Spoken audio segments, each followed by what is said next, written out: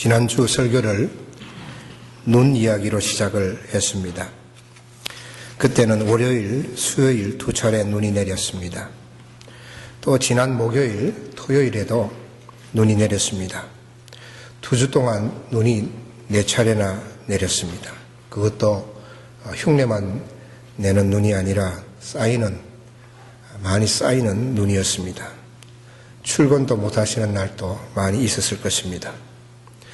눈을 바라보는 풍경은 낭만이지만 현실은 지겹기도 하고 또 괴롭기도 하였습니다.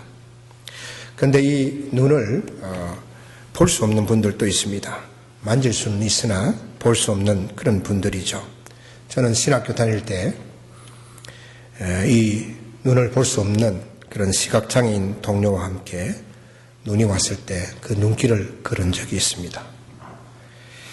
여러분, 본다는 것, 우리가 눈으로 그것을 볼 수 있다는 것은 참 축복이고 감사할 일입니다. 오늘이나 예전이나 보지 못하는 장애인들이 늘 있었습니다. 맹인이라 하고 요즘은 시각장애인이라고 그렇게 부르기도 합니다. 날 때부터 맹인이 있고 또 사고로 인해서 맹인이 된 사람들도 있습니다. 폭발물을 잘못 다루다가 터져서 눈을 상실하는 일을 잃는 경우도 있고, 어떤 축구공이나 야구공에 맞아서 실명이 된 분들도 있고, 눈의 그 질병으로 인해서 시각을 잃은 분도 있습니다. 오늘 우리가 읽은 말씀은 바로 날 때부터 맹인으로 태어난 한 사람이 예수님을 만나서 그 눈을 뜨게 되는 기적 사건을 다루고 있습니다. 한 맹인이 거리에서 구걸을 하고 있었습니다. 예수님께서 그 맹인을 보셨습니다. 제자들도 맹인을 보면서 예수님께 물었습니다. 주님, 선생님, 이 사람이 맹인으로 이렇게 태어난 것이 누구의 죄 때문입니까? 자기 자신의 죄 때문입니까? 아니면 부모의 죄 때문입니까? 예수님께서 말씀하시기를 자신의 죄도 아니고 부모의 죄도 아니고 그것을 그를 통해서 하나님의 일을 나타내기 위함이라.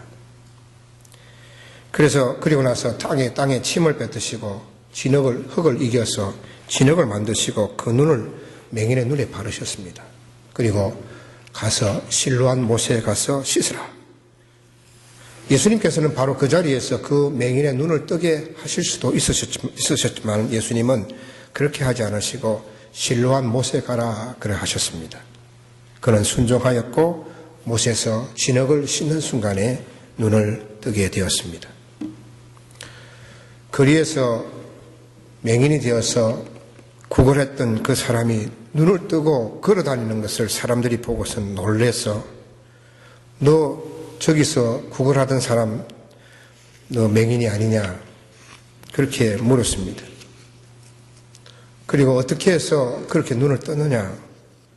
예수라는 사람이 내 눈에 진흙을 이렇게 바르고 실로암 못에 가서 씻으라 하기에 씻었더니 이렇게 내가 보게 되었습니다.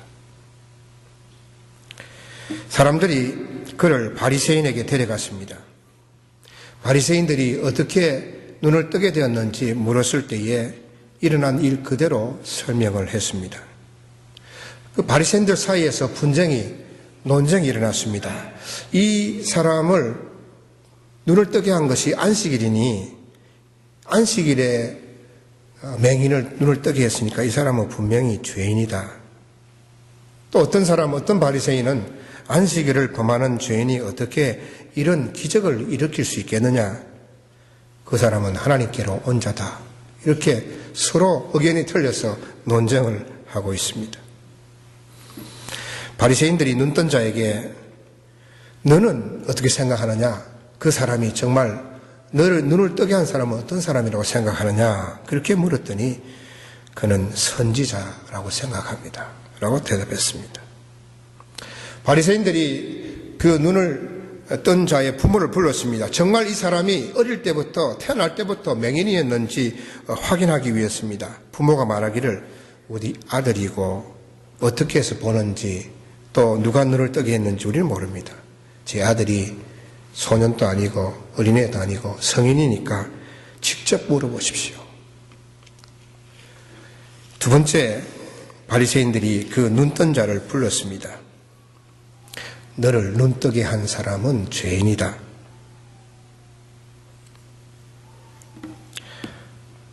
그가 죄인인지 내가 알지 못합니다만 한 가지 아는 것은 내가 맹인으로 있다가 지금 보는 것입니다. 그 사람이 어떻게 눈을 뜨게 했느냐 이미 말씀드렸지 않았습니까? 어찌해서 두 번째 불러서 자꾸 그것을 물어보시는 겁니까? 혹시 당신들도 그것을 자세히 알아보고 그분의 제자가 되려고 하는 것입니까? 그래서 이 바리새인들이 화를 내면서 욕을 하면서 너는 그의 제자이나 우리는 모세의 제자라. 하나님께서 모세를 통해서 하신 말씀은 우리가 알지만 이 사람은 정말 어디서 왔는지 우리가 모른다. 그러자 이 눈뜬 사람이 이상합니다. 이 사람이 내 눈을 뜨게 하였는데 당신들은 그가 어디서 왔는지 모릅니까? 하나님이 죄인의 말을 듣지 않으시고 그의 뜻대로 행하는 자의 말을 듣는 줄 제가 아는데 창세 이후로 맹인이 된 사람이 눈을 뜨게 했다는 이야기를 듣지 못했는데 이분이 하나님께로부터 오지 않았다고 한다면 어떻게 제 눈을 뜨게 할 수 있겠습니까? 이 눈뜬 자의 말이 바리새인들의 그 마음을 전곡을 찌르는 말은 바른 말이었기 때문에 바리새인들이 그를 향해서 내가 우리를 가르치느냐 하면서 그를 쫓아내버렸습니다. 여러분, 바리새인들이 눈뜬 자를 두 번째 불러서 예수가 어떻게 너의 눈을 뜨게 했느냐 그저 물었을 때에 이 눈뜬 자는 바리새인들 자기들도 예수님의 제자가 되려고 하는 줄 알고 자꾸 물어보는 것은 당신들도 그의 제자가 되려고 하는 것입니까?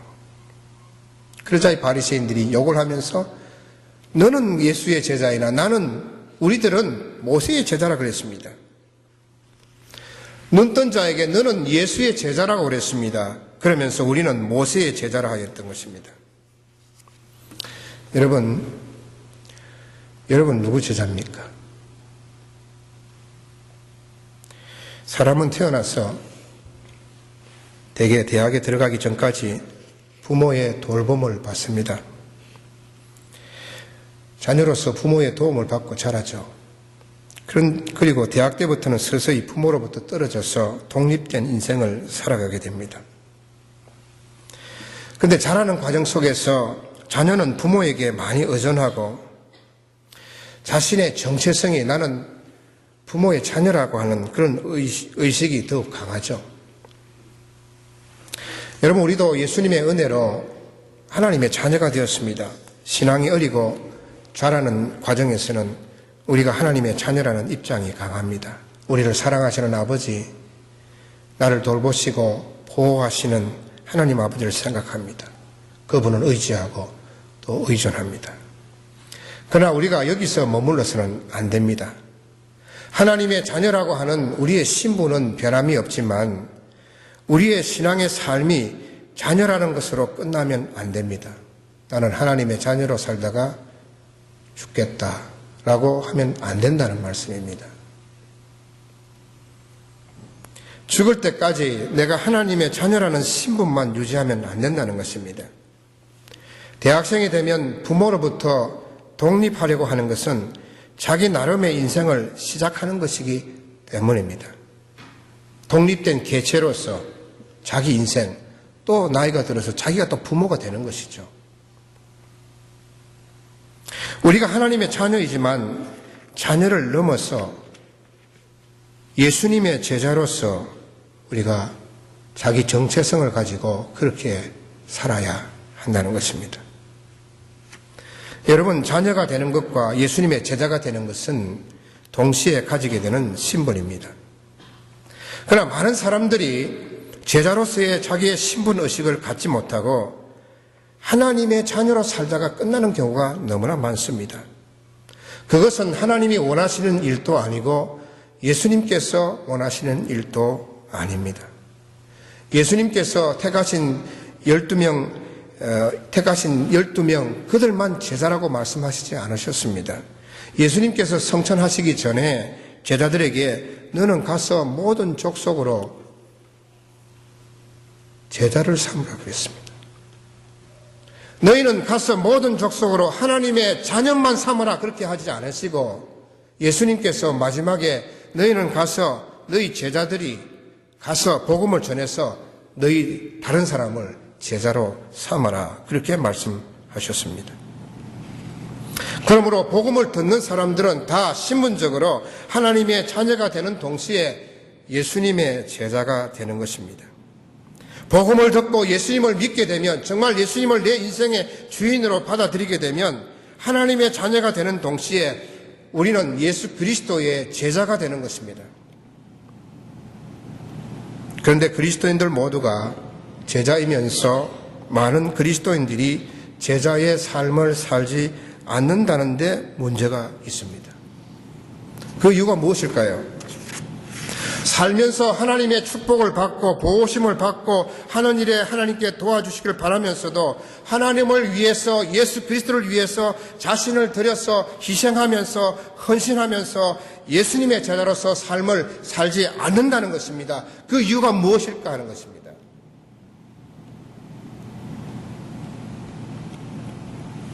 예수님의 12명의 제자들이 3년 동안 예수님을 따라다녔지만 그들은 진정으로 헌신하지 않았습니다. 몸을 바치지 않았습니다. 진정 제자로서의 삶을 살지 않은 것입니다. 그래서 예수님께서 로마 군인들에게 잡히자 다 도망을 갔습니다.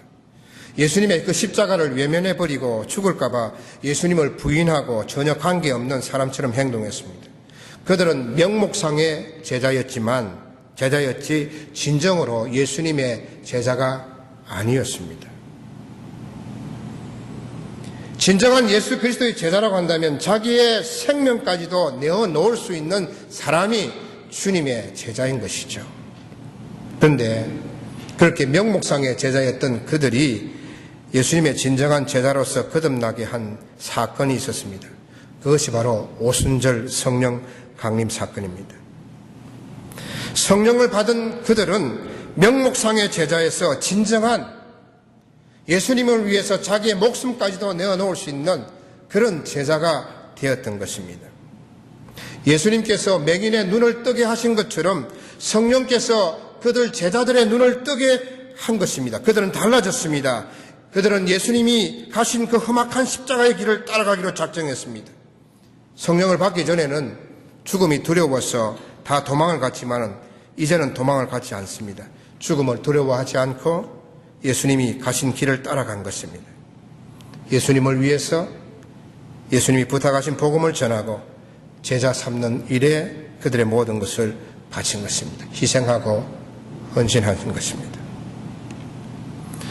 여러분, 성령을 받지 않고서는, 성령을 체험하지 않고서는 진정한 제자의 삶을 살 수가 없습니다.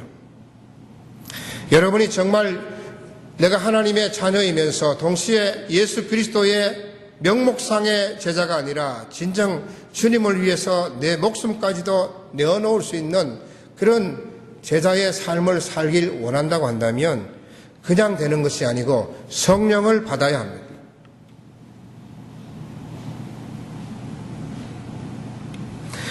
예수님이 성천하신 후에 하나님이 보내주신 보혜사가 성령이십니다. 성령이 없이는 우리 신앙의 모든 것이 껍데기에 불과합니다. 여러분, 성령은 예수 그리스도의 영입니다.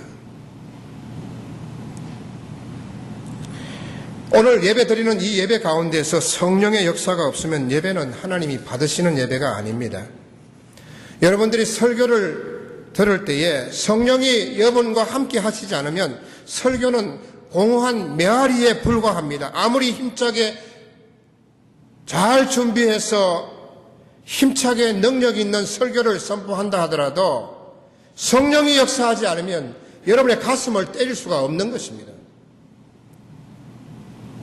찬송을 부를 때에도 성령이 역사하지 않으시면 가슴이 울리지 않습니다. 우리가 개인적으로 성경을 읽을 때에도 성령의 역사가 있어야 성경이 살아있는 말씀이 됩니다. 글자 한자 한자가 내 심령을 향해서 달려와서 나를 자극하고 감동시키고 변화시키는 것입니다.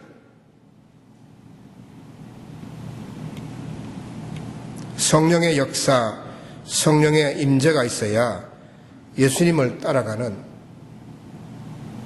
내 모든 걸 다 팽개치고 주님을 위해서 희생하며 따라갈 수가 있는 것입니다.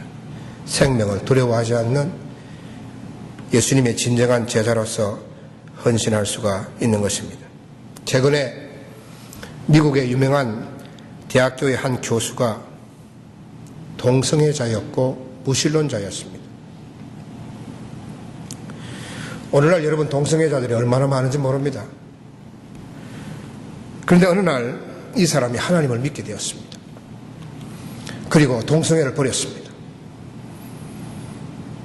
자기 짝과 헤어졌습니다. 그가 그렇게 될 수 있었던 것은 성경을 여러 번 통독하게 된 계기가 있었는데, 성경을 여러 번 읽고 난 후에 그가 하나님을 만났기 때문입니다. 다른 말로 해서 성령을 체험한 것입니다. 여러분 동성애를 경험해보지는 않았지만은 동성애를 떠난다는 것이 아마 거의 불가능한 것처럼 어렵다고 그렇게 하더군요. 그런 일을 가능케 하신 분은 성령이신데, 이 교수는 성경을 통독함으로 성령을 체험하고서 하나님을 믿게 되었고, 그리고 동성애를 버린 것입니다. 여러분, 우리가 성령을 체험하기 위해서는 무언가를 해야 합니다. 그저 평범하게 신앙생활 하는 것처럼 해서는 체험할 수가 없습니다. 내가 이 세상에서 하고 싶은 것 다 하고 남은 시간에 신앙생활 하는 식으로 해서는 성령을 체험할 수가 없습니다.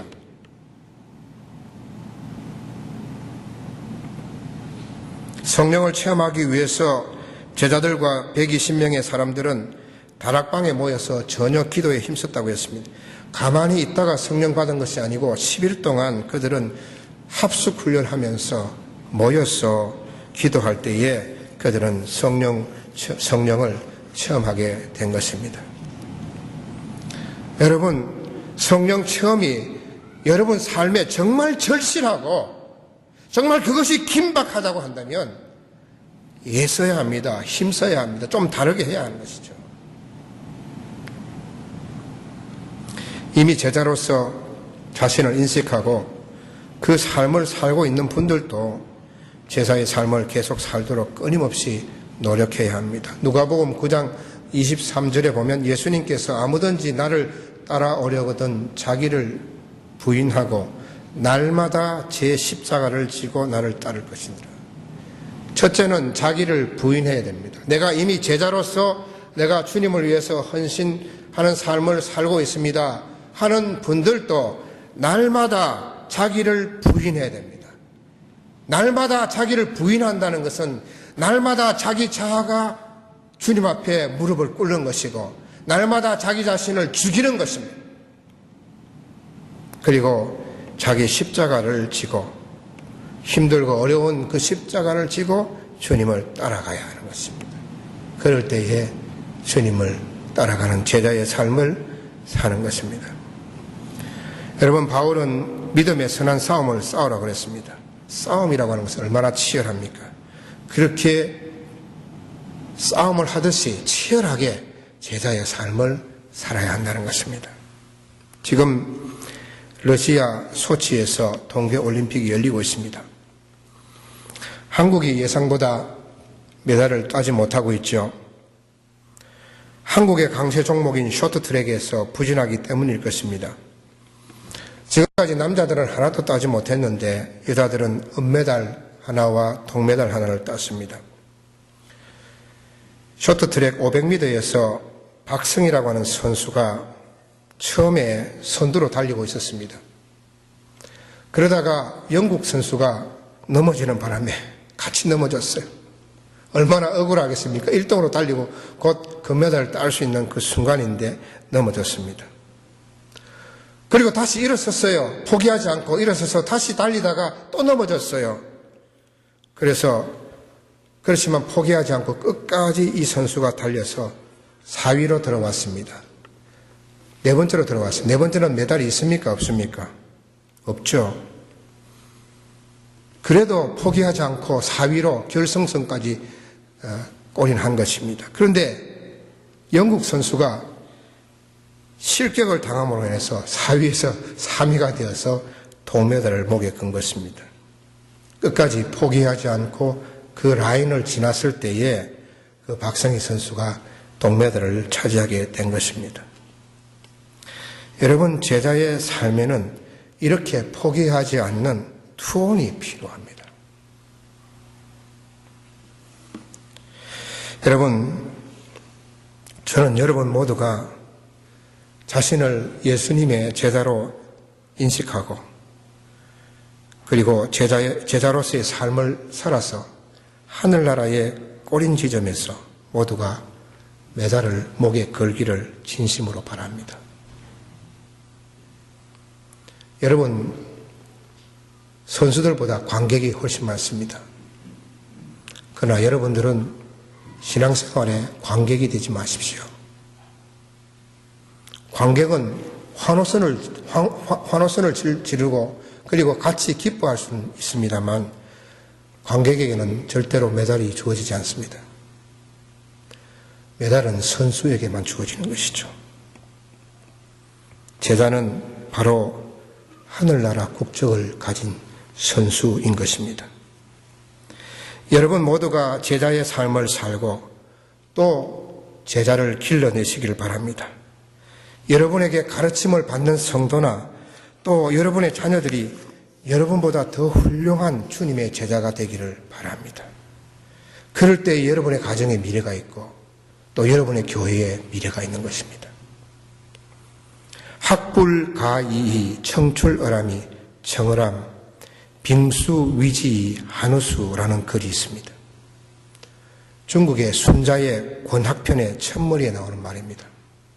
학불가이이 청출어람이 청어람 빙수위지이 한우수. 뜻은 학문은 그치지 말고 계속하라. 푸른색은 쪽빛 남색에서 나오지만 남색보다 더 푸르고 얼음은 물로 하여금 만들어지지만 물보다 더 차갑다라는 뜻입니다. 중간에 청출어람이 청어람, 쪽이라고 하는 풀로 푸른색을 내지만 사람의 노력이 가해짐으로 해서 쪽 자체보다 더 깨끗하고 진한 청색을 낼 수 있다는 그런 말입니다.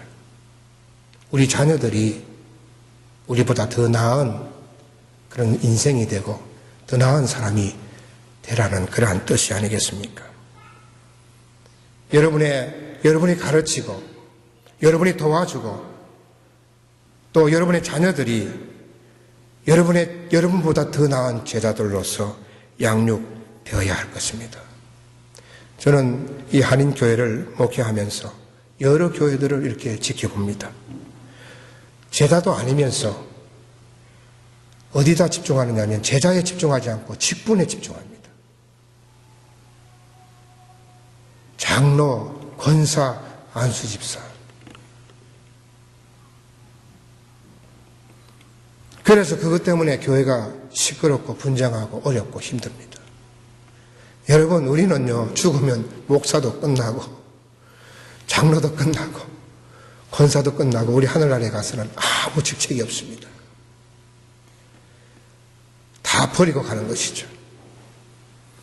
우리는 직분을 떠나서 굿 크리스찬이 되어야 하고 진정한 예수님의 제자가 되어야 합니다. 저는 여러분이 저보다 더 훌륭한 제자가 되기를 바랍니다. 진심입니다. 그리고 지금 교회를 위해서 헌신하고 제자의 삶을 사는 분들보다도 여러 젊은 분들, 30대, 40대 여러분들은 그분들보다 더 훌륭한 제자가 되어야 합니다. 그래야 교회에 미래가 있는 것입니다. 우리 지금 장로님들 교회를 위해서 헌신하고 제자의 삶을 살 때에 우리 장로님들보다도 30대, 40대의 서리 집사님들이 더 훌륭한 제자가 되어야 합니다. 내가 그 장로님을 내가 오버컴 해야 되겠구나. 내가 저 장로님보다 더 좋은 신앙인이 되어야 되겠구나. 더 좋은 제자가 되어야 되겠구나. 그런 여러분 생각을 가지셔야 돼요. 장로님 가시니까 난 따라가야지. 그것이 아닙니다. 그런 여러분 욕심을 내셔야 합니다. 그건 거룩한 욕심인 것입니다. 우리의 자녀들도 그래야 합니다. 우리보다 더 나은 예수님의 제자가 되도록 여러분들이 그 자녀들을 그렇게 가르쳐야 돼요. 그래야 여러분의 가문에 미래가 있는 것입니다. 여러분, 예수님의 관심은 많은 사람이 아니었습니다. 예수님의 관심은 제자였습니다. 제자 삼는 것이었습니다. 그래서 저와 여러분 모두가 하나님의 자녀이면서 다 예수 그리스도의 제자로서 자신을 인식하고 제자의 삶을 사시고 또 아직도 제자의 인식을 가지지 못한 분들에게 가르치고 그들이 여러분보다 더 나은 제자로서 양육하는 저와 여러분 되시기를 주님의 이름으로 축원합니다. 기도하겠습니다.